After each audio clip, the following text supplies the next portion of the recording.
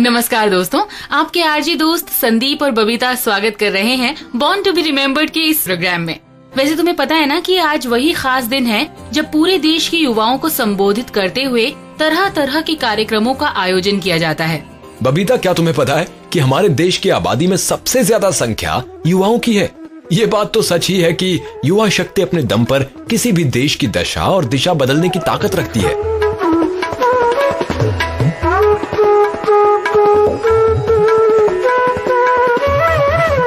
जी हाँ दोस्तों, आज ही के दिन पूरे देश में राष्ट्रीय युवा दिवस के मौके पर किए जाने वाला ये आयोजन उस महान शख्स के सम्मान में किया जाता है जिसने युवाओं को चिंतन के साथ साथ वास्तविकता से वाकिफ करवाने की कोशिश की।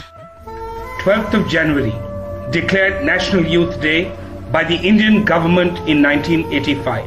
स्वामी दयानंद के दौर में ही रामकृष्ण परमहंस भी हुए, जो फिरका परस्ती के सख्त खिलाफ थे। वो मानते थे कि सब रास्ते हकीकत की एक ही मंजिल तक जाते हैं। उनके प्रमुख शिष्य थे स्वामी विवेकानंद। हालांकि वो माजी से जुड़े थे और हिंदुस्तान के विरसे पर उन्हें गर्व था, विवेकानंद रोशन ख्याल थे। उनकी शख्सियत हिंदुस्तान की माजी और हाल की दरमियानी कड़ी थी।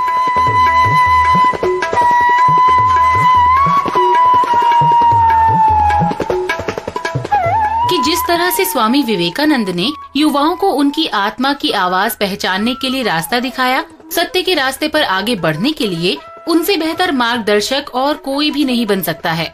दोस्तों, 1984 में भारत सरकार ने घोषणा की कि 12 जनवरी 1985 से स्वामी विवेकानंद जी के सम्मान में राष्ट्रीय युवा दिवस मनाया जाएगा। इस दिन को राष्ट्रीय युवा दिवस बनाकर सरकार ने एक प्रकार से स्वामी जी के विचारों को युवाओं का मार्गदर्शक चुना था। मैंने पूरे भारत की यात्रा की, किंतु मेरे भाइयों, मुझे बहुत ही दुखद अनुभव हुआ। लोगों की गरीबी को देख मैं अपने आंसुओं को रोक न सका और अब मेरा यह दृढ़ विश्वास है कि गरीबी और कष्ट को दूर किए बिना भारत के लोगों के लिए धर्म का प्रचार कोई मायने नहीं रखता है। यह कहूंगा कि अगर भारत बीमार या तंदुरुस्त है तो उसका संबंध पूरी दुनिया से है। अगर भारत डूबता है तो पूरी दुनिया डूबती है और अपनी मातृभूमि के लिए वहां से विज्ञान और टेक्नोलॉजी का ज्ञान वापस लाऊंगा। अगर मैं इस कार्य में सफल होता हूं तो भारत की प्रतिष्ठा पूरे संसार में ही नहीं होती, बल्कि हमारे देश के लोगों को एक नया विश्वास मिलता है।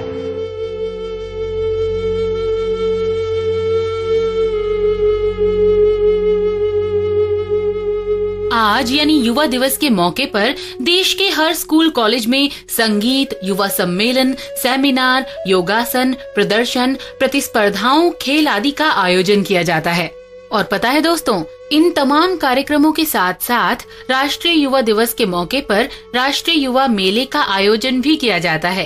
राष्ट्रीय युवा दिवस देश भर में बहुत जोश के साथ मनाया जाता है।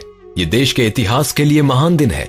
विवेकानंद जी का ज्ञान भविष्य की पीढ़ी के लिए प्रकाश है। उनके विचार भारत की महान भूमि पर हमेशा मौजूद रहेंगे, जिनसे प्रेरणा लेकर युवा अपने हकों के लिए लड़ सकते हैं। देश में युवा शक्ति का होना बहुत से बदलाव ला देता है। देश के विकास में युवा शक्ति का बहुत बड़ा योगदान होता है।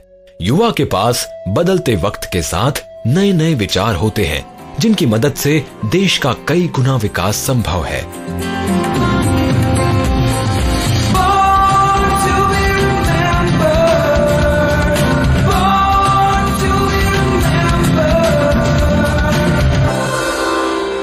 वैसे बबीता, वसुधैव कुटुंबकम के बारे में तो तुमने सुना ही होगा। हाँ संदीप, एक बार नहीं बल्कि कई बार। और सिर्फ मैंने ही क्यों, ये वाक्य तो हर इंडियन की जुबान पर होता है।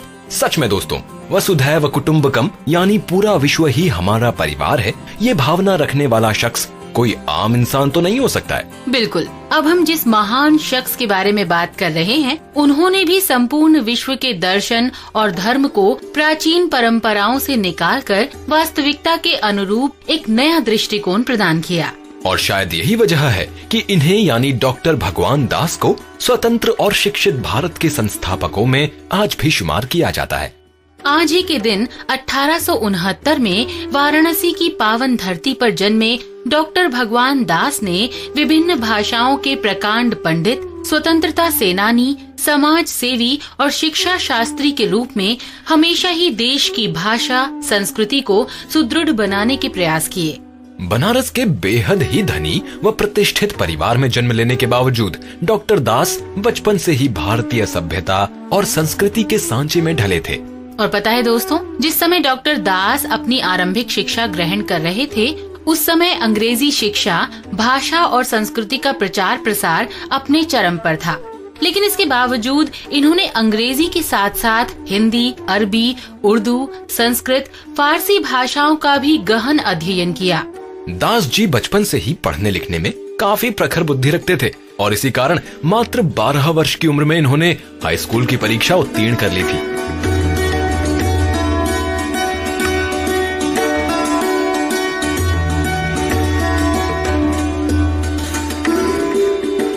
उच्च शिक्षा के लिए दास जी कोलकाता आ गए और वहां से दर्शन शास्त्र में एमए किया। 1887 में उन्होंने 18 वर्ष की आयु में ही पाश्चात्य दर्शन में एमए की उपाधि प्राप्त की। दास जी ने परीक्षा तो पास कर ली थी, लेकिन उनका मन अभी भी साहित्य सेवा के लिए व्याकुल था। लेकिन इसी बीच पिता के कहने पर उन्होंने अनिच्छा पूर्वक डिप्टी कलेक्टर के पद पर सरकारी नौकरी भी कर ली। हम में से ज्यादातर लोग सरकारी नौकरी पाने के बाद सब कुछ भूल जाते हैं, लेकिन दास जी ने ऐसा नहीं किया। उन्होंने नौकरी से ज्यादा ध्यान अध्ययन कार्य और लेखन में लगाया। आगे चलकर उनकी मेहनत रंग लाई और 23 व 24 साल में ही उन्होंने साइंस ऑफ पीस और साइंस ऑफ इमोशन नामक पुस्तकों की रचना कर दी। अभी नौकरी करते हुए दास जी को करीब 10 साल ही बीते थे कि पिता की अचानक मृत्यु हो गई। पिता के न रहने का गम तो था, लेकिन कहीं न कहीं अब वो साहित्य सेवा के लिए आजाद हो गए थे। उन्होंने नौकरी छोड़ दी और स्वतंत्रता आंदोलन में शामिल हो गए। वर्ष 1921 के सविनय अवज्ञा आंदोलन में इन्हें जेल की यात्रा करनी पड़ी और उसके बाद असहयोग आंदोलन के दौरान वो एक प्रमुख कांग्रेसी नेता बनकर उभरे। भगवान दास ने जानी मानी समाज सेविका एनी बेसेंट और पंडित मदन मोहन मालवीय जी के साथ मिलकर वाराणसी में पहले सेंट्रल हिंदू कॉलेज और बाद में हिंदू विश्वविद्यालय या काशी विद्यापीठ की नींव रखी। कुछ समय बाद सेंट्रल हिंदू कॉलेज का विलय हिंदू विश्वविद्यालय में कर दिया गया। और आपको पता है कि डॉक्टर भगवान दास न सिर्फ काशी विद्यापीठ के संस्थापक सदस्यों में से एक थे, बल्कि यहाँ के प्रथम कुलपति भी थे।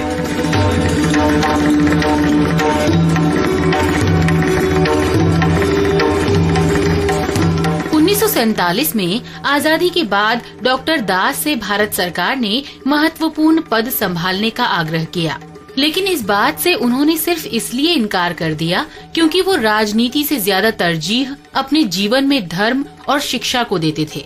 साहित्य और देश के प्रति डॉक्टर दास के अमूल्य योगदानों का सम्मान करते हुए वर्ष 1955 में इन्हें पूर्व एवं प्रथम राष्ट्रपति डॉक्टर राजेंद्र प्रसाद द्वारा भारत रत्न से सम्मानित किया गया। ये सम्मान प्राप्त करने के कुछ ही वर्षों बाद यानी 1958 में डॉक्टर भगवान दास हमारे बीच नहीं रहे, लेकिन आज भी भारतीय दर्शन, धर्म और शिक्षा पर किया गया उनका कार्य हमारे साथ है। देश की इस महान आत्मा को आज उनकी जयंती पर हमारी पूरी टीम की ओर से हार्दिक श्रद्धांजलि।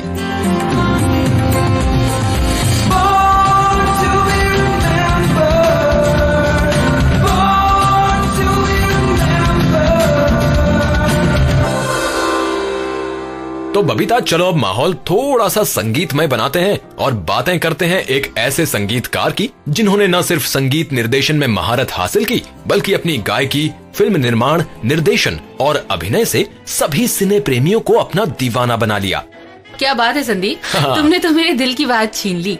मैं भी यही कहने जा रही थी। अच्छा? तो फिर दोस्तों, इसी बात पर पहले आप सुनिए ये खूबसूरत सा गाना। भोली सूरत दिल के खोटे, नाम बड़े और दर्शन छोटे, दर्शन छोटे। भोली सूरत दिल के खोटे, नाम बड़े और दर्शन छोटे, दर्शन छोटे।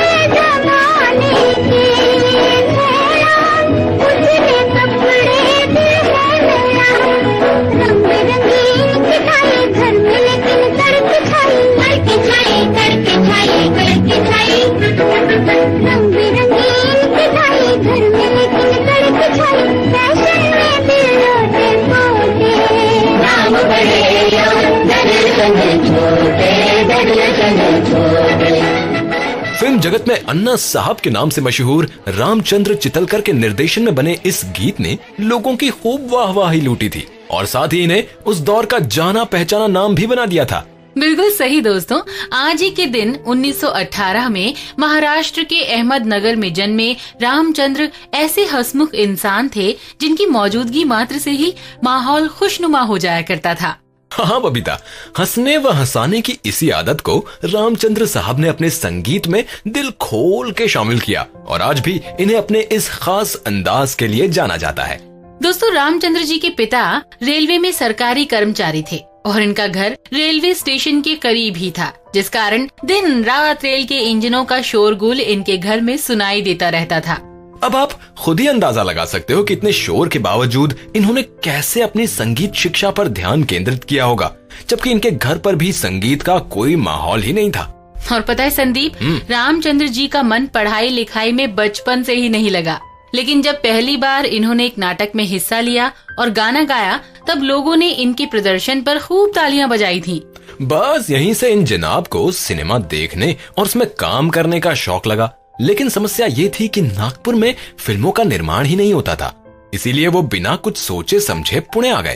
पुणे आकर इन्होंने गंधर्व महाविद्यालय से संगीत की शिक्षा लेना आरंभ किया और बाद में नागपुर के श्रीराम संगीत विश्वविद्यालय में शंकर राव से भी शिक्षा ग्रहण की। फिल्मों में रामचंद्र जी ने अपनी शुरुआत फिल्म नागानंद से बतौर अभिनेता की और इसी बीच इनकी मुलाकात महान निर्माता निर्देशक सोहराब मोदी जी से हुई। दोस्तों, वो मोदी साहब ही थे जिन्होंने रामचंद्र को अभिनय की बजाय संगीत निर्देशन की तरफ ध्यान देने के लिए कहा और फिर उनकी बातों पर गौर करते हुए Ramchandra ji Minerva movie tone के संगीतकारों के ग्रुप में शामिल हो गए। बतौर हारमोनियम वादक शुरुआत करने वाले रामचंद्र को पहली बार गाने का मौका मिला एक तमिल फिल्म से, जिसके बाद वर्ष 1942 में फिल्म सुखी जीवन से मिली सफलता से ये इंडस्ट्री में एक संगीतकार के रूप में पहचान पाने में कामयाब रहे। 40 और 50 के दशक में इन्होंने सावन, शहनाई, समाधि और सरगम जैसी कई फिल्मों में हिट संगीत दिया, लेकिन 1951 यानी 1951 में आई फिल्म अलबेला में अपने संगीतबद्ध गीतों से इन्हें वो कामयाबी मिली जिसके बाद रामचंद्र एक सफल संगीतकार के रूप में इंडस्ट्री में जम गए। मेरे पिया, ओ मेरे पिया गए रंगून, किया है वहाँ से टेलीफोन, तुम्हारी याद सताती है, तुम्हारी याद सताती है, जिया में आग लगाती है। मेरे पिया गए रंगून, किया है वहाँ से टेलीफोन, तुम्हारी याद सताती है, तुम्हारी याद सताती है, जिया में आग लगाती है।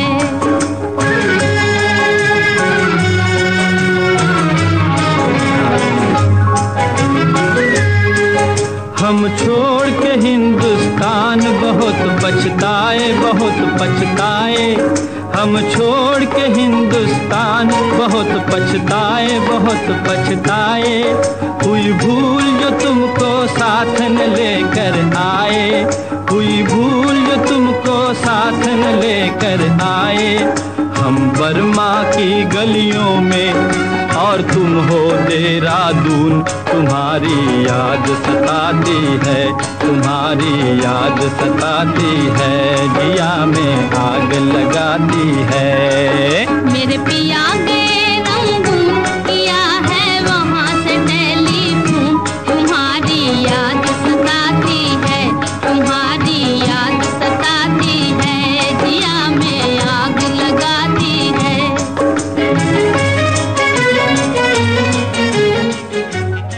संगीत में अपना सिक्का जमाने के बाद रामचंद्र जी ने फिल्म निर्देशन के क्षेत्र में कदम रखे और न्यू साई प्रोडक्शन का निर्माण किया। लेकिन अफसोस कि यहाँ पर उनकी प्रतिभा कामयाब नहीं हुई और उन्होंने फिर से संगीत की तरफ ध्यान देना शुरू किया। वैसे संदीप सही भी है, जिस काम में हमारी काबिलियत नजर ना आए उसे पाने में समय नहीं गंवाना चाहिए। इसके बाद 1954 यानी 1954 में आई फिल्म नास्तिक में उन्होंने एक ऐसे गीत की रचना की जो सीधे सीधे समाज में बढ़ रही कुरीतियों के ऊपर उनका सीधा प्रहार था। देख तेरे संसार की हालत क्या हो गई भगवान, देख तेरे संसार की हालत क्या हो गई भगवान। कितना बदल गया इंसान, कितना बदल गया इंसान। सूरज न बदला, चांद न बदला, ना बदला रे आसमान। कितना बदल गया इंसान, कितना बदल गया इंसान।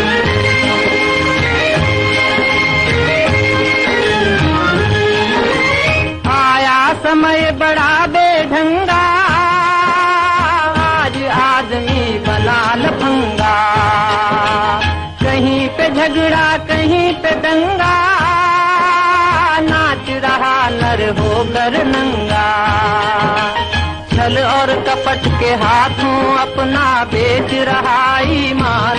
कितना बदल गया इंसान, कितना बदल गया इंसान। देख तेरे संसार की हालत क्या हो गई भगवान। कितना बदल गया इंसान, कितना बदल गया इंसान। अपने आगे के जीवन में इन्होंने कई उतार चढ़ाव देखे और वर्ष 1962 में कवि प्रदीप ने अपने गीत ऐ मेरे वतन के लोगों के लिए संगीत की जिम्मेदारी रामचंद्र को ही दी थी। जी हाँ दोस्तों, लता जी द्वारा गाया गया ये वही गीत था जिसे सुनकर पंडित नेहरू जी की आंखों में आंसू आ गए थे। आज भी ये गीत देश के महान देशभक्ति गीतों के रूप में जाना जाता है।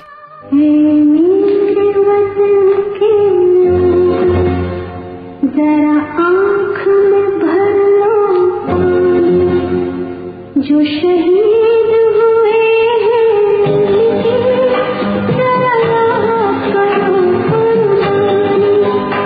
मेरे वतन के लोगों, जरा आँख में भर लो जो शहीद हुए हैं, जरा याद करो।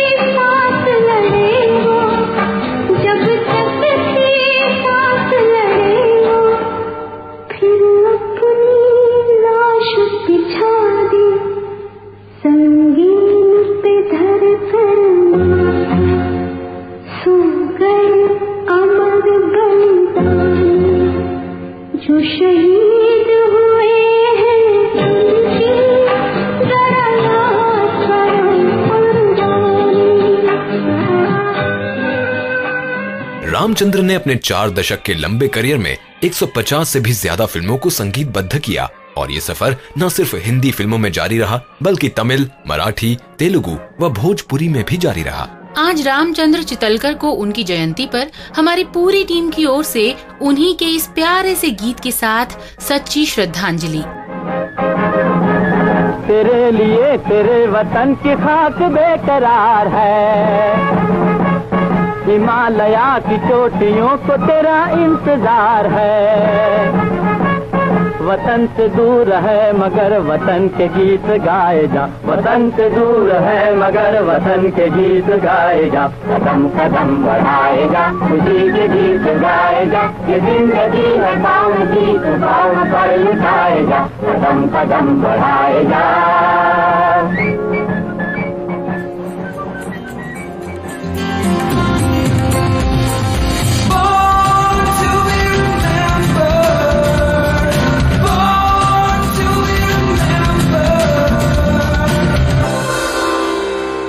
संदीप, वैसे आजादी का इतिहास भी अपने आप में बहुत ही खास रहा।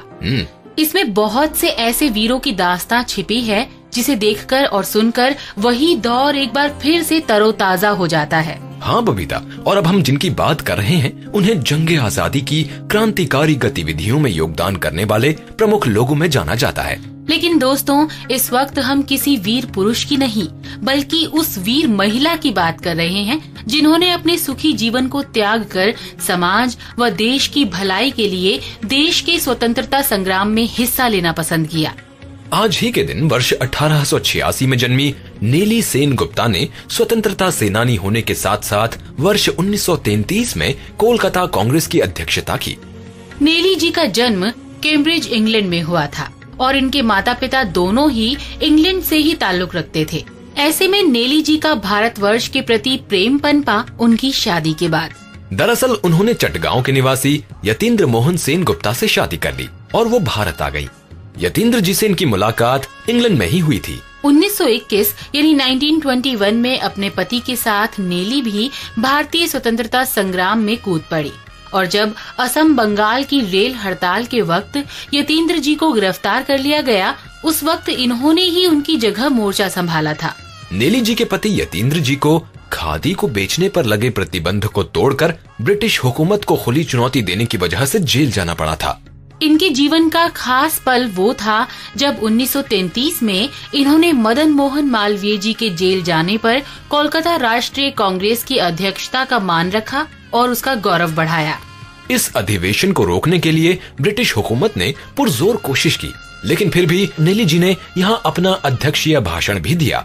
ये गुस्ताखी ब्रिटिश अफसरों पर नागवार गुजरी और उन्होंने तुरंत ही नेली सेन गुप्ता को गिरफ्तार कर लिया। प्रयास जारी रहे और देश आजाद हुआ। देश के बंटवारे के बाद नेली जी अपने पति के साथ पूर्वी पाकिस्तान आ गईं और यहाँ भी इनके कार्य किसी से छिपे नहीं थे, इसीलिए इन्हें वर्ष 1954 में पूर्वी पाकिस्तान असेंबली का निर्विरोध सदस्य भी चुना गया। नेली जी काफी लंबे समय तक समाज सेविका के तौर पर अल्पसंख्यक बोर्ड के साथ जुड़ी रही, लेकिन जीवन के अंतिम समय में इनकी सेहत ने इनका साथ छोड़ दिया। तबीयत के बहुत ज्यादा बिगड़ने के कारण नेली जी को कोलकाता आना पड़ा और यहाँ आते ही इन्होंने अपने प्राण त्याग दिए। वैसे संदीप, कितनी अजीब बात है कि जिस धरती के लिए इन्होंने अपने सुख चैन को छोड़ा था, उनकी अंतिम सांस भी वहीं की धरती का इंतजार कर रही थी। सच में अपनी सरजमी से प्रेम होता ही ऐसा है जो जाने अनजाने हमें वहाँ तक पहुँचने का रास्ता दिखाई देता है। देश के प्रति समर्पण का भाव रखने वाली नेली सेन गुप्ता को आज हमारी पूरी टीम की ओर से हार्दिक श्रद्धांजलि।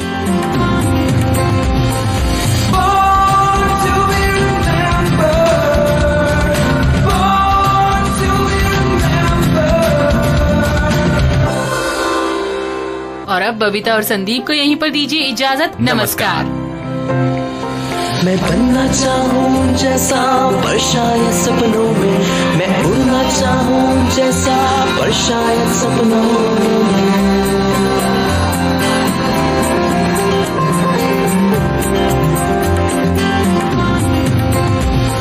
सपनों की है उड़ान, काटे बंगले फूल समान, रोक न पाए वो मुझको मुट्ठी में मेरी है आसमां।